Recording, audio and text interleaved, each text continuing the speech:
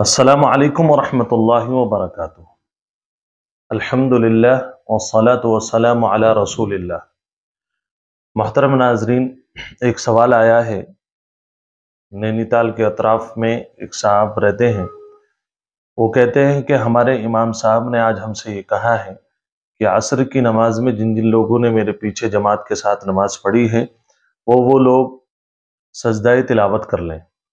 चूँकि मैंने असर की नमाज में आयत सजदा तिलावत कर दी थी और उसका सजदा करना मैं दौरान नमाज भूल गया था, लिहाजा तमाम लोग एक एक सजदा कर लें। तो मुफ्ती साहब, पूछना ये है, क्या इमाम साहब का मुक्तदियों से सजदा करवाना और ख़ुद सजदा करना नमाज के बाहर, ये शरई एतबार से इसकी क्या हैसियत है? तो मेरे भाई, जवाबन अर्ज़ ये है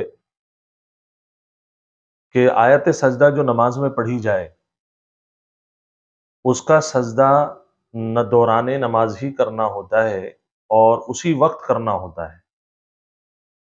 यहाँ तक कि अगर एक रकात में आयत सजदा पढ़ी और दूसरी रकात में आप उसका सजदा करना चाहें तो वो भी अलाउ नहीं है, जायज़ नहीं है, दुरुस्त नहीं है। ये जाए कि नमाज के बाहर, तो नमाज के अंदर जो आयत सजदा आपने की और उसका सजदा आप दौरान नमाज भूल गए, तो अब बाहर उलमा फरमाते हैं नमाज के बाद यानी सलाम फेरने के बाद उसकी कोई क़ज़ा नहीं है। लिहाजा इमाम साहब को अपनी इस्लाह करनी चाहिए और मसाइल से वाक़फ़ियत उनके लिए ज़रूरी है।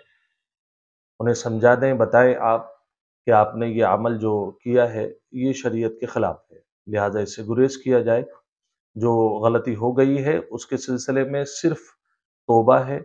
आपसे तिलावत जो आयत सजदा तिलावत की उसका सजदा अगर छूट गया है आपसे, तो नमाज के बाहर सिर्फ आप इस गुनाह की तौबा करेंगे अल्लाह से। वो आपका और अल्लाह के दरमियान का मसला है, ना तो आप नमाज के बाहर खुद सजदा करें यानी सजदा तिलावत, और ना ही मुक्तदियों को आप उस पर उभारें और उस पर मजबूर करें।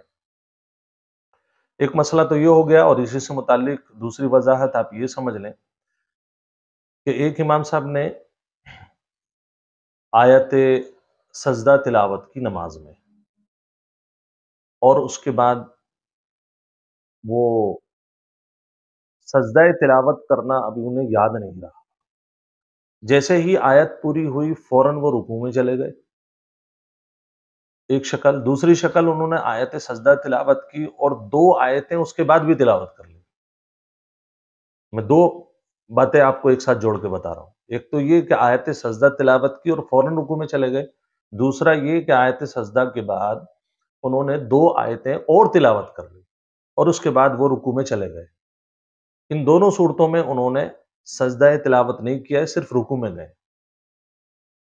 फिर उसके बाद बहरहाल वो सजदे में भी गए।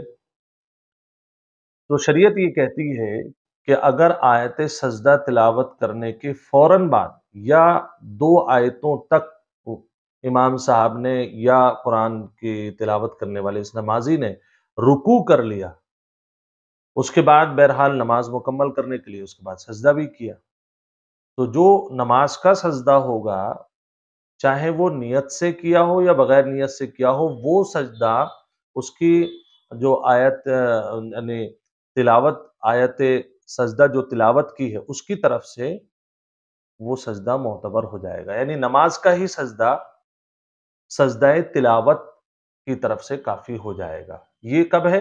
जबकि आयत सजदा तिलावत करने के फौरन बाद रुकू किया हो या फिर 2 आयतें पढ़कर के सजदा किया हो। अगर 3 आयतें तिलावत करके फिर रुकू किया है, तो फिर ऐसी सूरत में नमाज का सजदा सजदा तिलावत के को काफी नहीं होगा। उस आदमी ने या उस इमाम ने या उस मुनफरिद ने अपने जो आयत सजदा तिलावत की है उसका उसने सजदा नहीं किया। लिहाजा अब उस आयत सजदा का जो सजदा है उसकी कोई क़ज़ा भी नहीं है। अब नमाज मुकम्मल करने के बाद सिर्फ अल्लाह से तौबा करेगा और उसकी कोई क़ज़ा यानी सजदा तिलावत की कोई क़ज़ा नहीं है। ये उलमा ने लिखा है। आप चाहे तो मुफ्ती हबीबुर रहमान साहब की किताब उठा लें या फतावाए दारुल उलूम देवबंद उठा लें, दीगर कुतुब के अंदर भी ये मौजूद है। बिल्कुल वाज़ेह मसला है कि अगर आप سجدہ تلاوت دوران نماز بھول گئے ہیں آیت پڑھنے کے اور سلام پھیر چکے ہیں، تو ایسی صورت میں اس کی قضا نہیں ہے اور آپ کو صرف اللہ سے توبہ کرنی ہوگی، وہ آپ کا اور اللہ کا معاملہ ہے۔